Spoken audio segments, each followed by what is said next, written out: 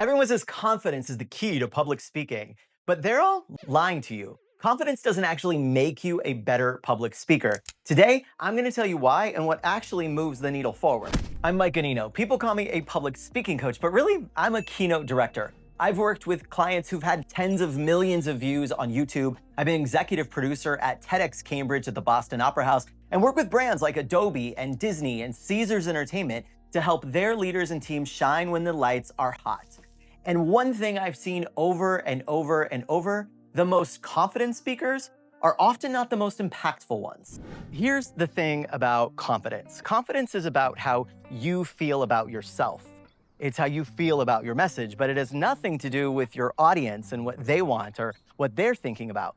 You can be confident and still deliver a message that doesn't have any meaning for them. You could be confident and still be someone who is just blathering on in your own hyped up state. You could be confident and totally forgettable. Confidence is not the key to connecting and providing direction for your audience. So if confidence isn't the thing, what is? It comes down to two words: connection and direction. Connection is your audience feeling seen and heard and having emotionally relevant information that makes them feel connected to what you're sharing with them. And direction is you're taking them somewhere specifically. There's a point to your communication, to your speech, to your message that guides them on a trail. Think of it as a difference between a friend who's telling you about some weekend wine tryst that doesn't really ever seem to go anywhere and just kind of rambling, and it goes from one glass of rosé to a bottle of Chardonnay, and you're not sure what the point is of the whole thing. Versus someone who tells you an emotionally relevant, thrilling adventure of their travels to New York City and what happened along the way when they lost their bag. There's connection and there's direction in that second one. The first one is just some fun anecdotes about the wine weekend. Connection and direction are felt on a gut level, and your audience is very good at sniffing out the difference between something that's real and something that's not. And that's why you've got to make sure that you're focusing on how you're connecting and where you're directing that attention. And that's why I created the 5 stage languages. These are the 5 tools we have available to us when we're speaking with people on camera, on stages, on screens. It's how an audience perceives our message. The 5 stage languages are verbal. What are the verbal choices you're making? Are you saying I was picking up some dog poop? Are you saying I was using the pooper scooper?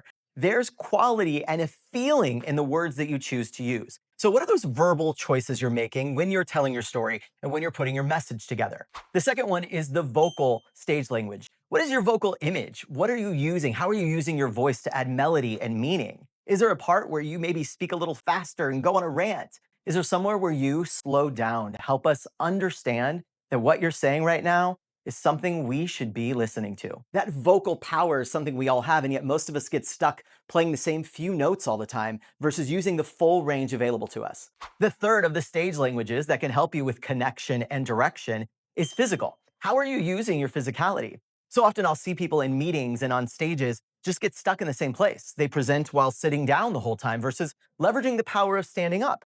They pace the stage during a presentation instead of holding their ground and connecting with the audience. What are the physical choices you make? How are you using gestures and facial expression to add meaning to your message? All of those are part of the physical stage language. The fourth one is visual. What are the tools and resources you have? Can you bring in a prop? What are you wearing during your message that can help connect and direct the audience's attention? Do you draw something on a whiteboard halfway through? What is on your slides? All of those are clues that help your audience connect and feel directed by what you're choosing to put in front of them. And the last one is the most important and kind of like cheats a little bit because it rolls the other 4 up into the final of the 5 stage languages, and that's emotional. What is the emotional journey you're taking your audience on? If you're asking them to change their mind, which I think pretty much any time that we're communicating, we're doing it in order to convince someone or persuade someone or sell someone something, an idea, a belief, a way of being. How are you packaging the information so that it drives an emotional response from them? How have you put together your ideas so they can't unhear them? They can't unthink what you've given them to think about. Those are the 5 stage languages that drive powerful communication and help you connect and direct the attention of your audience. It's not about being louder. It's about going deeper. It's about recognizing that communication and public speaking is more than just speaking to their ears. It's speaking to their heart. It's moving in a way that connects with their eyes. It's about connecting to their breath, to their nervous system. To drive them to action, you have to do more than just say nice words in a row. You have to find connection and direction. In my book, Make a Scene, I wrote that presence is a strategy. And this is one of the big things people miss. They think great stage presence is just being energetic and being loud and being hyped up, but it's not. Presence is how you transmit meaning. It's what orchestrates that connection and direction that great messages rely on. It's like a director on opening night. You don't just hope that the whole play goes well. You've calculated every single thing. You've rehearsed the lighting, the movement, the stage blocking, the sound, the voice. Every single thing is organized so that your message isn't left up to chance and whether you felt good that day or whether the audience was feeling hyped.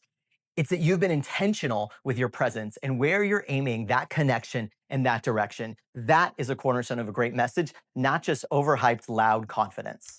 I had a client once, a brilliant CEO, like rock star confidence. He could walk into any boardroom or any team meeting and totally own it. He had all eyes on him and he was in his gravitas. But as soon as we put him on stage at the company meeting or he would speak at an industry event, he left people impressed, I guess, by his accolades and what he'd done, but they weren't moved. They weren't saying, oh my gosh, we got to hear this guy again. You'll never believe how he reshaped what I believe. Once we started working on the 5 stage languages with using his hands to create visual models, with helping his voice lower and find tenderness in the places that we wanted people to think differently and realize the gravity of the situation.